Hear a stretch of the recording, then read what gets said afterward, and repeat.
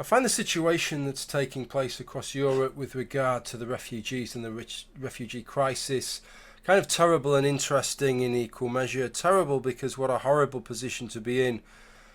I mean, some of the individual stories with regard to some of the refugees are terrible. And of course, most of these people that are coming across, they are genuine refugees. I have no doubt about that. But I find the whole situation interesting because of the response of a lot of the European countries and their governments. You know, it seems to me it's very easy to make big statements, bold statements, grand ethical statements, isn't it? But it's very difficult to stand by those statements sometimes when the shit hits the fan. And if the shit that's hitting the fan is tens of thousands of people pouring across your borders and you've got to do something about them, that really tests the statements that you've made, doesn't it? And government after government is being found wanting on that. One of the latest is the Swedish government, who's erecting fences, and their previous open border policies are suddenly starting to fall to the wayside. Of course, it's very easy. I watched some Swedish students on television sit in some fancy bar sipping away at their fancy frothy beers, bemoaning, how could a Swedish government do this? We should be allowing as many to come in as possible. It's very easy to do that, isn't it, if you're some fucking college student, or if you just like to post the odd remark on Facebook or make the odd YouTube video on the subject. It's very easy to make these grand sweeping statements. Not quite so easy if you have the responsibility. If you have the responsibility for feeding these people, for finding somewhere, some shelter for them, for keeping them warm and stopping them freezing to death, to find somewhere for these people to shit, for dealing with the potential for violence, for aggression, for sexual assault. And that can work in either way, of course. It could be something caused by the people that are coming across your borders with different cultural standards, or it could be the natives getting a little bit restless and starting to attack the people that have come across the borders for genuine reasons as refugees. That can work in either direction. But there's still problems that you now have to deal with, problems that you didn't have to deal with before. And how you have to deal with those problems. It's a very, very interesting situation. Very easy to pontificate about these things if you're not actually having to deal with them. If you can just, well, if it all goes wrong, just stop commenting is all you have to do, really, and leave somebody else to mop up on your behalf.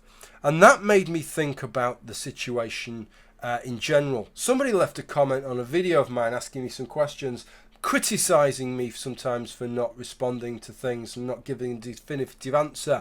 I asked what they wanted a definitive answer on, and this was one of the things they asked me. What do I think about this whole refugee thing? And didn't really ask it in that kind of terms. It was very much, if you don't agree with me that you're just opening the doors to terrorists and you've got to be a fucking idiot to do it, then you're a wanker. That was basically how the question was phrased. But I gave my response, and my response was pretty much as follows: that I think the ethical thing to do, the right thing to do, is to accept refugees on humanitarian grounds in these situations, and that I think the United Kingdom should accept refugees, as should every country that has refugees at its borders. But do I think that opens the door for terrorists? Absolutely, of course it opens the door for terrorists, and that's something that you have to accept. People who argue that it is not opening the doors for terrorists, I really don't even know where that comes from.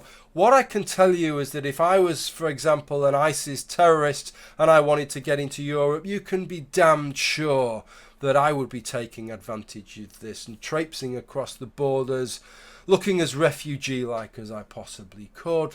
And I would suggest to you that any terrorist that is not taking advantage of this situation in that way is not doing their job properly as a terrorist. So that gives us a slightly difficult situation, doesn't it?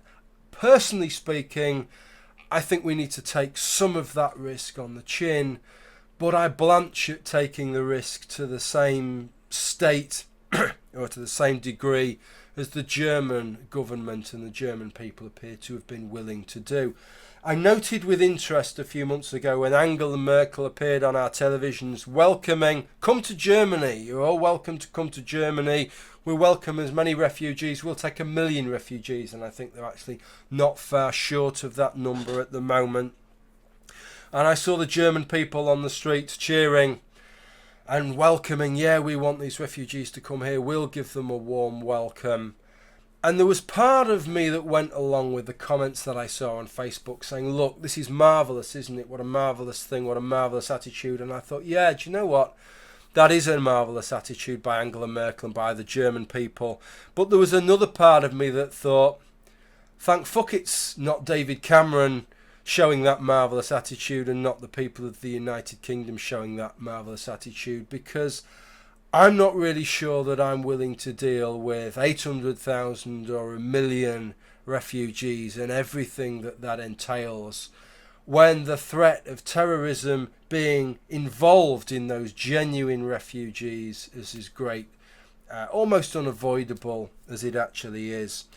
Which brings me on to the situation that has taken place in Cologne recently. I don't know exactly what the situation is. Maybe we'll never know the true extent of the situation given the torpor, the seeming torpor of the Cologne police. Reports that have come out in the last 24 hours suggest that some of that seeming torpor might be because that some of the information that the Cologne police have is awkward, and that it may well be that refugees have played a significant part, due to the cultural differences perhaps, in some of these egregious sex attacks, public sex attacks that have taken place towards women in places like Cologne and Hamburg.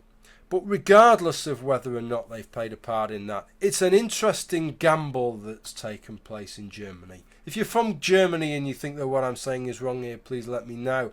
But it seems to me that this is almost like a German statement of intent, both by their government and by the German people, that despite some of the things that's happened in Germany in the past, that this is our statement of intent, that it's a different German people now. And this is our way of showing that. I'd rather they maybe had tempered that a little bit. I think most European governments had wished that.